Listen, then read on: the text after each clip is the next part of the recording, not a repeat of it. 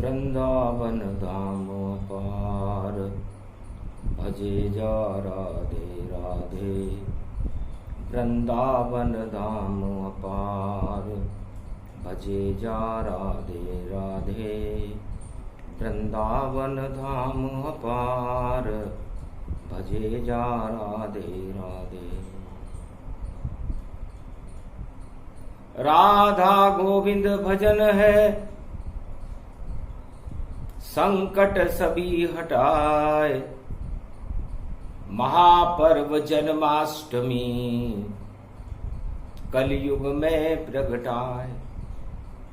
2021 है, सोमवार की रात, और रोहिणी नक्षत्र में जन्मे कृष्ण यदुनाथ। धीर धैर्यम श्रवण पटे अतिवरा, महावाक्य जनार्दन सच्चिदानंद त्वं शरणं ब्रजेश। यादवेन्द्रम दयादाता पुंडरीक्षा, क्षीरसागर शयनम कमलनयनम नमस्तुते नमामि श्रीहरि। धैर्य से जिसको धारण किया जाता है, कर्णपटुओं से जिनका पान किया जाता है, ऐसे सच्चिदानंद भगवान श्री यादवेंद्र सरकार को मैं नित्य ही चिंतन करता हूँ, नमन करता हूँ। जिनको नमन करने से मंगल आदि मंगल तो हो ही जाते हैं, साथ ही में बहुत बड़ा बल मिलता है मनुष्य। वाणी ब्रह्माणी करो, वाणी पर नितवास। राम कथा वर्णन करूं, पूरन करुमा आस। अहो भाग जन्माष्टमी आई, सारे संकट कृष्ण हटाई। ब्रज में जन्मे कृष्ण भगवाना, हट गए सारे संकट जाना। अवतार प्रकट होते हैं जब, शक्ति भक्तों को मिलती है। संकट सारे हट जाते हैं, शक्ति भारत को मिलती है। सबसे ज्यादा खुशी में और हुआ राम अवतार। मध्य दिवस चैत्र शुक्ल पक्ष रवि पुष्य राम नवमी को, और जन्मे राजा राम। भारत में चारों युगों में यदि खुशी से कोई अवतार हुआ, जश्न जिसके लिए मनाया गया, खुशियां मनाई गई, भय प्रगट कृपाला दीन दयाला कौशल्या हितकारी, तो एक ही अवतार है। न नरसिंह अवतार के लिए खुशी मनाई गई, क्योंकि मां के गर्भ से हुआ ही नहीं। न बड़ा अवतार कच्छ मच्छ वामन, सीधे ही अवतार है, भगवान की इच्छा से है, और भगवान सर्व समर्थ है। समरथ को नहीं दोष गुसाई, जब चाहे वह जहां जन्माई। वो जब चाहे जहां चाहे जिस लोक में चाहे जन्म ले सकते हैं, क्योंकि सर्व समर्थ है। और सबसे बड़ा समारोह भारत में राम जन्म का मना था, उससे बड़ा समारोह आज तक किसी भी अवतार का जन्म के समय नहीं मना। अयोध्या में मना था, और मथुरा में तो संकट भारी, और कृष्ण जन्म अब होना है।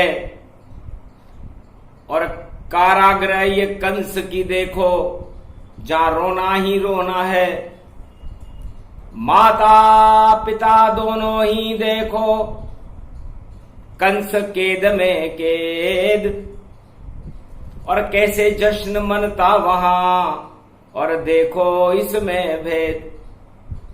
4 वेद, 6 शास्त्र, 18 पुराण, 33 करोड़ देवता, ब्रह्मा विष्णु महेश बड़े आश्चर्यचकित थे कि भगवान कृष्ण का रोहिणी नक्षत्र भाद्रपद मास कृष्ण पक्ष अष्टमी को जन्म हो रहा है। जन्म जेल में हो रहा है, जहां कोई खुशी मनाने वाला नहीं। क्या है गर्भ कुंडली उसकी, क्या है उसका खेल। और देखो जेल में प्रकट हो रहे श्री कृष्ण अपेल। भगवान श्री कृष्ण जेल में पैदा हो रहे हैं, जहां जश्न नाम की कोई वस्तु नहीं है। समारोह मनाए तो कौन मनाए, वहां तो मारने की तैयारी थी। जैसे ही बालक जन्मेगा बस पता चलेगा, उस पल ही वह मृत्यु गोद में खेलेगा। पर ऐसा बिल्कुल हुआ नहीं। और सोमवार गतिजान, सोमवार का दिन था, भादो मास कृष्ण पक्ष की अष्टमी थी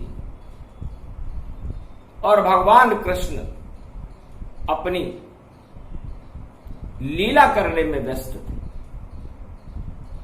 जन्मे बाल गोपाल जेल तन माही, अरे खुशियां देखो कारागृह प्रगटाई। जब पता चला अर्धरात्रि जन्मे भगवाना,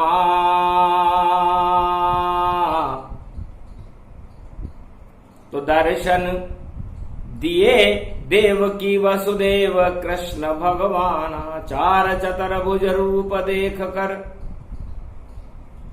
और मन ही मन देवकी मुस्काई है। वासुदेव भी हंसे वहां जब श्री कृष्ण जेल प्रगटाई है। तो चारों तरफ घोर संकट संग्रामा, फिर भी जन्म कृष्ण भगवाना। तो कृष्ण भगवान एक 16 कला का एक ऐसा अवतार है जो जेल में पैदा हुआ है और भारत का पहला अवतार है जो जेल के अंदर पैदा होकर के उस जेल को ही खेल बना करके और दानवता के समस्त खेल को ही समाप्त कर दिया। तो जेल में खेल करने भगवन द्वापर में कृष्ण खुद आए थे। और 4 वेद 6 शास्त्र 18 पुराण ब्रह्मवेता कोई समझ नहीं पाए थे। ये कैसा है अवतार यहाँ जिसको कोई समझ नहीं पाया।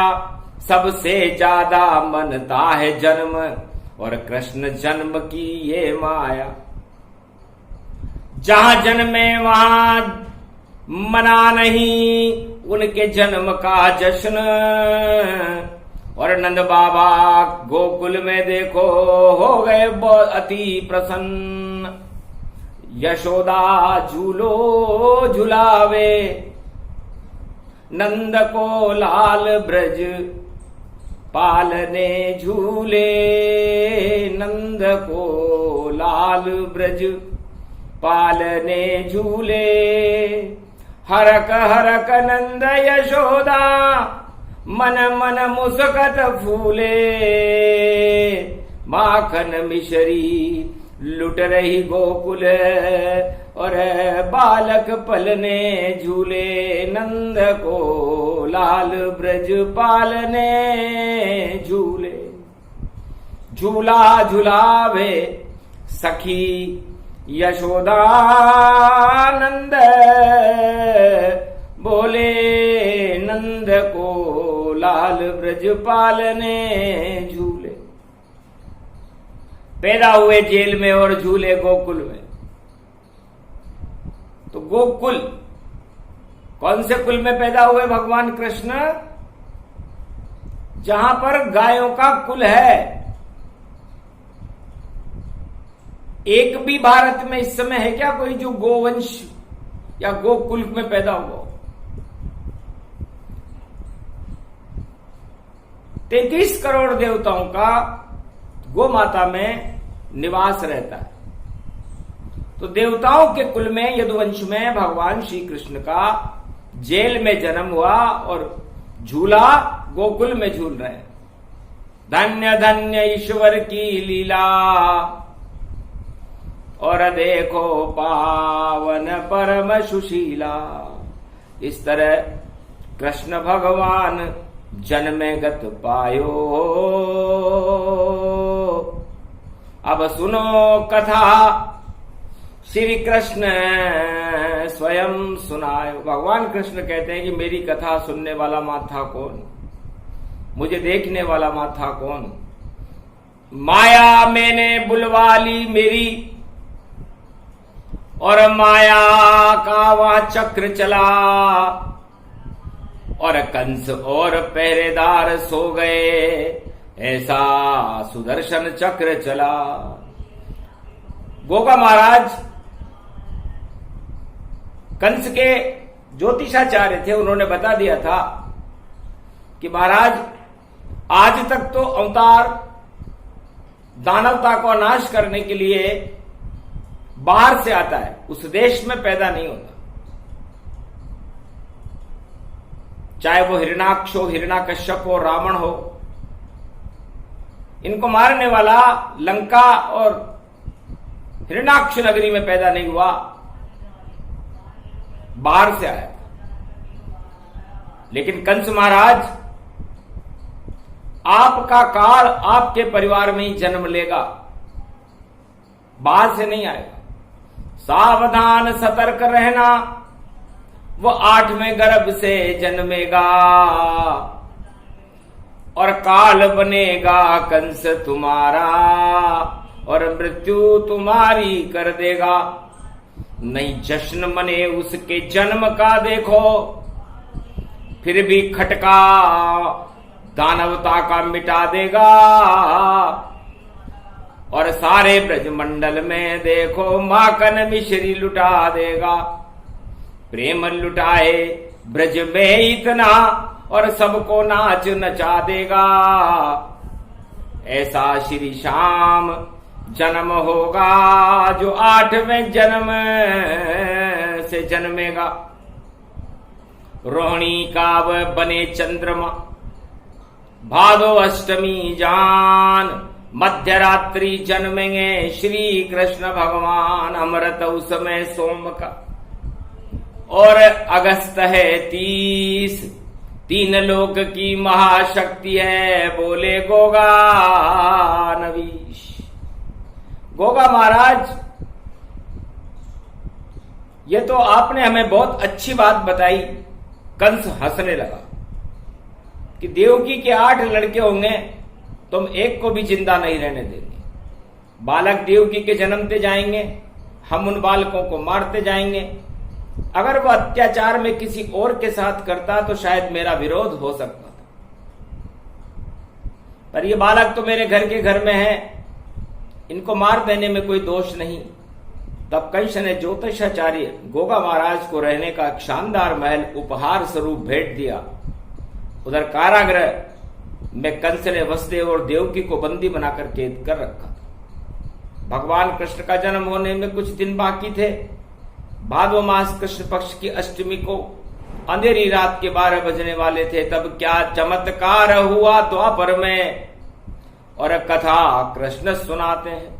कारागृह पहुंचे भगवाना, अगम निगम सत्य सोई जाना।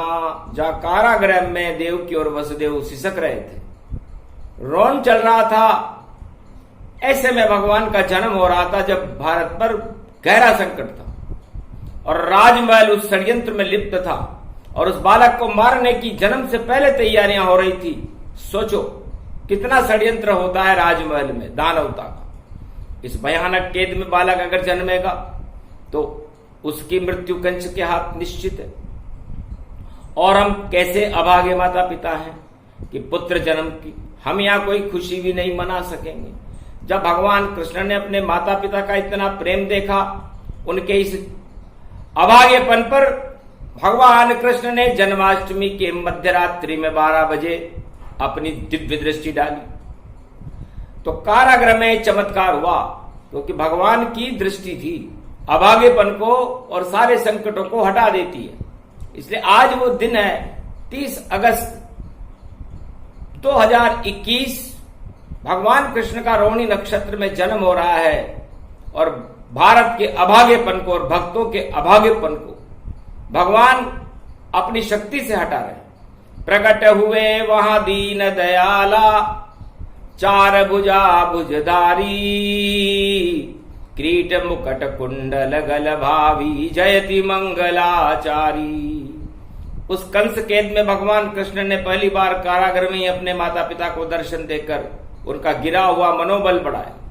इसलिए भगवान आज भक्तों का जो मनोबल गिर रहा है उसको बढ़ाने के लिए अपनी पूरी ताकत लगा रहे हैं और कोई अनहोनी घटने ही नहीं देंगे। उसके पहले ही शक्ति मिल जाएगी भक्तों को और भारत को। कहा बोलो मैं कौन हूं? आपत्ति काल में ईश्वर मनोबल बढ़ाते हैं, क्योंकि उस समय वसुदेव और देव की को ईश्वर कृपा की सख्त जरूरत थी। तब देव की और वसुदेव ने भगवान को प्रत्यक्ष देखकर कहा त्वम शरणम ब्रजेश, है बालक ब्रजेश, हम दोनों माता पिता तेरी शरण है बेटा। यहां हम हमारी भी रक्षा नहीं कर सकते बेटा, तेरी कौन रक्षा करेगा? हे ब्रजेश बेटा, हम तेरी शरण में हैं, अब तू ही अपनी रक्षा कर, हमारी रक्षा कर और इस भारत की रक्षा कर, इस ब्रजमंडल की रक्षा कर। तब चार चतर भुज कृष्ण ने अपना रूप दिखाया और माता पिता से बात करे और मधुर मधुर मुस्काया। धन्य भाग वसुदेव की मानी, दर्शन किए मृदु मंगल मानी। वो दिव्य दर्शन भगवान कृष्ण ने कंस कैद के भादो मास कृष्ण पक्ष अष्टमी को आधी रात को देवकी और वसुदेव अपने माता पिता को दिए थे। यही दिन था। इस प्रसंग को कलयुग में भी सुनने से मंगल हो जाता है, अमंगलों का नाश हो जाता है, मनोबल बढ़ जाता है और समस्त संकट हट जाते हैं। अकाल मृत्यु टल जाती है उन भक्तों को ईश्वर की कृपा से मिलती है। धन धान्य उसके यहां वृद्धि होने लगती है। हजारों तरह के अपराध मिट जाते हैं जब ये वाणी कलयुग में भारत की रक्षा करने के लिए और भक्तों की रक्षा करने के लिए भगवान सुना रहे हैं। अंत समय में ईश्वर उनको मुक्ति प्रदान करता है, ऐसे ईश्वर की वाणी भी वंदना करती है। भगवान कृष्ण की जय हो। अब भगवान की पूजन के लिए उस कैदगार में न अगर था, न तगर था, न घी था, न मक्खन था, न दीपक था। देवकी ने अपने आंचल का टुकड़ा अपने वस्त्र से फाड़कर वहां पर रेत में एक शंख पड़ा हुआ था, उसमें पानी भरकर दोनों स्त्री पुरुषों ने भगवान कृष्ण की जल से आरती कर दी। वहीं भगवान के लिए कोई प्रसाद भी नहीं था, लेकिन कंस के गुप्तचर ने उस कारागृह के आसपास धनिये से भरी हुई बोरियां रखवाई थी, ताकि अगर कोई किसी भी चालाकी से कारागृह के अंदर या बाहर आए तो उस धनिये की खुशबू से पता लगाया जाए। यह बात कंस के गुप्तचर बहुत गोपनीय रखे हुए थे। कंस जानता था कि पुत्र जन्म के बाद अगर देवकी और वसुदेव ने भागने की कोशिश की तो धनिये के बुरादे के ऊपर होकर से निकलना पड़ेगा। उनके कदमों के निशान और धनिये की खुशबू से हमारे गुप्तचर तत्काल ही दोनों स्त्री पुरुषों और बच्चों सहित खोज पाने में सफल हो जाएंगे और हमें पता चल जाएगा कि चोर किधर है और कहां गया। उधर वासुदेव और देवकी ने उस पिसे हुए धनिये से थोड़ा सा धनिया लिया। कारागृह में भोजन के लिए दही और मिश्री आई थी, उस मिश्री को धनिये में मिलाकर धनिये की पंजेरी बना दी। तब कहे कृष्ण मधुर मुस्काई, ये प्रसाद कभी खाया नाई। भगवान कृष्ण कहने लगे ये प्रसाद तो मुझे बैकुंठ में भी नहीं मिला। ऐसा प्रसाद जो आपत्ति काल का प्रसाद है, इसलिए हम आज से ही इस प्रसाद को दिव्य प्रसाद घोषित करते हैं, महातांत्रिक प्रसाद घोषित करते हैं। अगर कोई भी भक्त चारों युगों में इस धनिये की पंजेरी को भादो कृष्ण जन्माष्टमी आधी रात को मुझे चढ़ा देता है तो मैं तत्काल उससे प्रसन्न हो जाता हूं। लेकिन हे बेटा, मेरे पास तुझे खिलाने के लिए मैंने थोड़ा सा दही का मट्ठा बनाकर रखा। बेटा ये गल्ला है तो इसे ही खा लो। तब माता देवकी ने कामधेनु गाय का दही भगवान कृष्ण को खिलाया और भगवान कृष्ण उस दही को चाट चाट कर खाने लगे। उन्होंने दही और पंजेरी को मिलाकर खाना शुरू कर दिया। भगवान कृष्ण ने तब अपनी माता देवकी और वसुदेव से कहा कि आपने जो धनिये की पंजीरी और दही का भोग मेरे जन्म के समय लगाया, अगर कलयुग में आज भी जन्माष्टमी का वही दिन है जो उस समय था द्वापर में, मैं भी भारतवासी जन्माष्टमी पर्व पर आधी रात के समय मेरे धनिये की पंजेरी का भोग लगाकर कोई भी भारतीय या विदेशी नागरिक इस धनिये की पंजेरी और दही को खाएगा, इस दिव्य प्रसाद का पान करेगा, ऐसा प्रसाद खाना अमृत पान करने के समान होगा।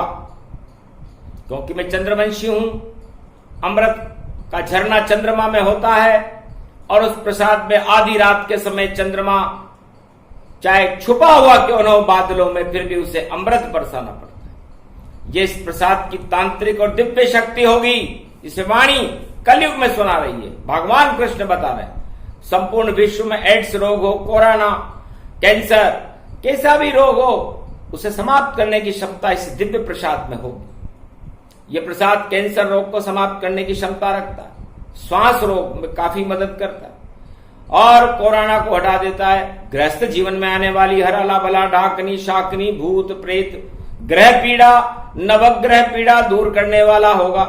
जिस मकान में इस प्रसाद का भोग लगेगा, अगर वह मकान अशुभ हो तो शुभ हो जाएगा। क्योंकि जब मैंने कंस कारागृह को ही वैकुंठ बना दिया तो फिर मेरे लिए क्या असंभव है। इस तांत्रिक दिव्य प्रसाद में 5 गुण होंगे, क्योंकि ये कारागृह का प्रसाद है। यानी जब कलयुग में किसी पर भी घोर विपत्ति आ गई हो, संकट आ गया हो, तो उस घोर संकट को नष्ट करने वाला प्रसाद ये धनिये का बूरा, जिसमें दही मिला देने के बाद ये प्रसाद स्वयं ही कृष्ण कृपा से जन्माष्टमी को आधी रात में संकट नाशक यंत्र बन जाता है, तंत्र बन जाता है, मंत्र बन जाता है और त्वम शरणम ब्रजेश की शक्ति हो जाती है। संकट नाशक यंत्र है। भादो अष्टमी रात, बाकी लाखों अष्टमी कुछ न करेगा प्रसाद। भादो कृष्ण जन्माष्टमी को ही केवल ये तांत्रिक योग आधी रात के समय होता है, इसलिए वर्ष में केवल एक दिन इसका प्रयोग करने से ये प्रयोग पूरी जिंदगी में लाभदायक रहता है। बाकी अन्य अष्टमी को ये प्रयोग लाभ देने वाला नहीं है। या सम दुख कौन जग माही, जो गोविंदा दीन हटाई। धनिया मिली पंजेरी, दही को देत लगाए, माता पिता खाने लगे तो झड़झड़ी झड़ गई ताय। देवकी और वसुदेव ने जब इस धनिये की पंजेरी और दही का प्रसाद आधी रात के समय ग्रहण किया तो ईश्वर कृपा से तत्काल उन्होंने देखा कि जो बेड़ियां, हथकड़ियां लोहे की उन्होंने पहन रखी थी वो गायब हो गई। उनकी जगह गुलाब की मालाएं बन करके उनके हस्त और पांव में लिपट गई, गले में हार आ गए। ये प्रत्यक्ष चमत्कार आज से 5686 वर्ष पहले मथुरा में कंस की कैद में प्रत्यक्ष में हुआ था, जिसे भगवान कृष्ण बता रहे हैं। संकट मुक्त उनका हुआ, आगे चले प्रसंग। ये कृष्ण अवतार होगा और आएंगे बजरंग। क्योंकि संपूर्ण ब्रजभूमि का महत्व पृथ्वी से अलग है, क्योंकि ब्रजभूमि वैकुंठ से लाई गई 84 कोस के दायरे में फैले हुई एक अलग ही भूमि है। इस भूमि को महारानी स्वयं इसकी मालिक है, राधे रानी। या ब्रज रज है अति ही प्यारी, 3 लोक से मथुरा न्यारी। इस परम पावनी ब्रजभूमि को धन्य है ये मथुरा नगरी, जहां भगवान कृष्ण का जन्म हुआ। ये नगरी 3 लोक से भी न्यारी नगरी है। इस कलयुग में भी ब्रज की रज में इतना सद्गुण है। अगर आज भी वहां बैठकर कोई तपस्या 12 वर्ष तक ओम नमो भगवते वासुदेवाय या तो हम शरणम ब्रजेश मंत्र का जाप करना शुरू कर दे तो उस तपस्वी की वाणी सिद्ध हो जाती है। यह कलयुग में भी मथुरा नगरी का प्रत्यक्ष प्रमाण है। इस मंत्र जाप करने वाले पर करोड़ों जन्मों के पाप क्षय हो जाते हैं। मथुरा नगरी में अगर कोई एक बार भी अन्न ग्रहण कर ले तो उसके 100 जन्मों के पाप नष्ट होते हैं। ऐसी परम पावनी मथुरा नगरी है। इसलिए इस ब्रजभूमि का महत्व कलयुग में समाप्त नहीं होगा। और कलयुग में जो कल की अवतार भारत में जन्म ले चुके हैं, इसलिए 21वीं शताब्दी में संपूर्ण भारत में वृंदावन का अस्तित्व बना रहेगा और सेवा कुंज में जहां वर्तमान में राधा जी तपस्या करते हुए कल की भगवान की प्रतीक्षा कर रही है, जहां वर्तमान में राधा शक्ति की तप प्रक्रिया प्रारंभ हो चुकी और कल की भगवान उनसे ब्रज की महारानी राधे जी से मिलने हैं तो सेवा कुंज वृंदावन में पधारेंगे। 21वीं शताब्दी में इनका मिलन होगा। अब की बार कृष्ण स्वरूप कल की भगवान ब्रजभूमि में महाराज की जगह नृत्य ही नृत्य करें, भारत में सारे जग को नचाएंगे और ऐसा यादगार होगा सब कृष्ण कृष्ण हो जाएं। दानवता का नाम निशा भारत में नहीं रह पावेगा, भारत का बच्चा बच्चा तो सब कृष्ण रूप हो जावेगा। भारत की जितनी शक्ति है सब राधे रानी हो जावेगी, जब सदी 21वीं आवेगी तो कृपा कृष्ण हो पावेगी। तो ऐसी कृष्ण कृपा की वाणी और अकाल मृत्यु को टाल देत, शक्ति ये विशाल देत, बाल बाल बचा लेत। बाल बाल बलराम और कृष्ण खेल रहे और देखो गोप ग्वाल सब रास रस रचा रहे।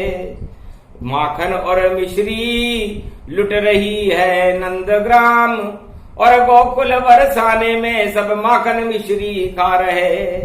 संकट सारे हट गए, कष्ट सारे मिट गए और दानवता को नष्ट करने श्याम भारत में पधारे हैं।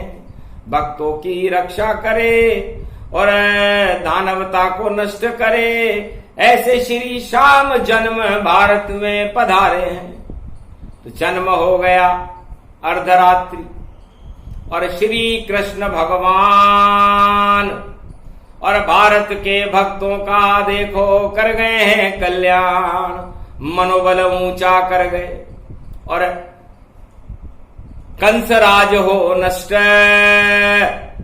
और जितनी जगत में दानवता है अब सब पाएगी कष्ट।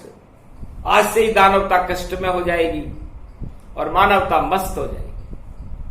मानवता का मनोबल ऊंचा रहेगा और दानवता का मनोबल गिर जाएगा। ऐसा न हो तो कृष्ण जन्म ही बेकार। इसलिए कृष्ण जन्म से पहले 1 करोड़ संकट होते हैं और उन संकटों से पूरा भारत थरथराता रहता है कि अब कैसे बचे कैसे बचे। देवकी और वसुदेव की जो हालत कंस की कैद में थी वो इस समय सारे भारत के नागरिकों की है, भक्तों की। लेकिन जैसे ही भगवान कृष्ण का जन्म होगा मध्यरात्रि के 12 बजे मानवता मस्त हो जाएगी और दानवता नष्ट हो जाएगी। बस इतना सा ही प्रसंग था, छोटा सा ही ज्ञान। कृष्ण जन्म की वाणी का हम आगे करें गुणगान। ये प्रसंग जो भी सुने कृष्ण जन्म का प्रसंग, कृष्ण कृपा उन पर हो जावे और भारत कृष्ण के संग। कृष्ण भगवान भारत के साथ है, भक्तों के साथ है और भक्तों का कल्याण करने के लिए गोलोक से भारत में पधारे हैं। 30 अगस्त का दिन है, कलयुग है, इसलिए भक्तों का मनोबल आज से ही ऊंचा होगा। उनकी सभी समस्याओं का समाधान भगवान कृष्ण करेंगे, अकाल मृत्यु को टाल देंगे, जीवन दान देंगे, शक्ति देंगे, भक्ति देंगे, ज्ञान और वैराग्य देंगे और दर्शन भी देंगे। बस तथास्तु कह गए कृष्ण राधे का और भारत जन्मे भगवान।